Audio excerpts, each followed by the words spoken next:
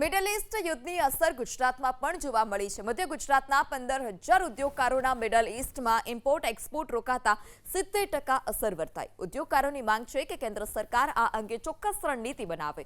Vadodara chamber of commerce and ઇન્ડસ્ટ્રીઝના ઉદ્યોગકારોના મતે મિડલ ઈસ્ટથી આવતું રો મટીરિયલ અટકી જતા પ્રોડક્શન હાલ અત્યારે નથી થઈ શકતું.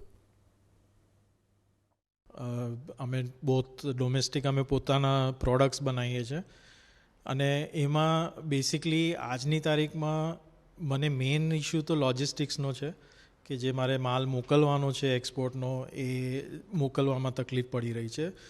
આમાં જે અમને મિડલ ઈસ્ટના બધા ઓર્ડર હતા એ બધા હોલ્ડ પર આવી ગયા છે.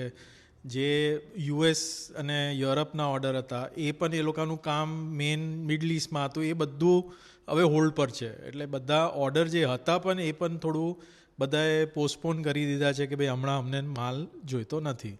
એટલે મારું જે વર્કિંગ કેપિટલ છે એ બધું ચોકઅપ થઈ ગયું છે. સૌથી પહેલાં કાચા માલની વાત કરીએ તો રો મટીરિયલમાં અચાનક જ ઉછાળો આવ્યો છે, જે ખરેખર તો એને આમ જોવા જઈએ ને તો યુદ્ધ સાથે કોઈ લેવા દેવા નથી, પણ આગળથી ઘણું બધું મટીરિયલ શોર્ટેજ થવાનું છે માટે અત્યારે એક ઉછાળો આવી ગયો છે. અમે ડાયરેક્ટ એક્સપોર્ટમાં ઇન્વોલ્વ નથી, પણ સાથે સાથે જે એક્સપોર્ટર્સ છે એને અમે આપતા હોઈએ તો ત્યાંય બધે હોલ્ડ પર એટલે છે કે આગળથી પૈસા નથી આવતા. તમારે તો 28 દિવસ થાય તો સેલટેક્સ એટલે જીએસટી ભરી દેવાનો છે, લાઇટ બિલ ભરી દેવાનું છે, વર્કરના પગાર આપવાના છે. સામે રો મટીરિયલની વેલ્યુ વધી ગઈ તો મારું જે પ્રોવિઝન હતું કે ભાઈ હું મહિને 8 લાખ રૂપિયાનું મારે રો મટીરિયલ ખરીદવાનું છે, સીધું 12 લાખ રૂપિયા થઈ ગયા. તો આ 4 લાખ રૂપિયા લાવવા ક્યાંથી? કારણ કે પૈસા તો આવતા જ નથી અત્યારે. એમાં આ 4 લાખ મારે વધારે આપવાના છે તો કેવી રીતે આપીશ? આ દરેક નાના ઉદ્યોગકારનો પ્રશ્ન છે, એકલા એક જણનો નથી.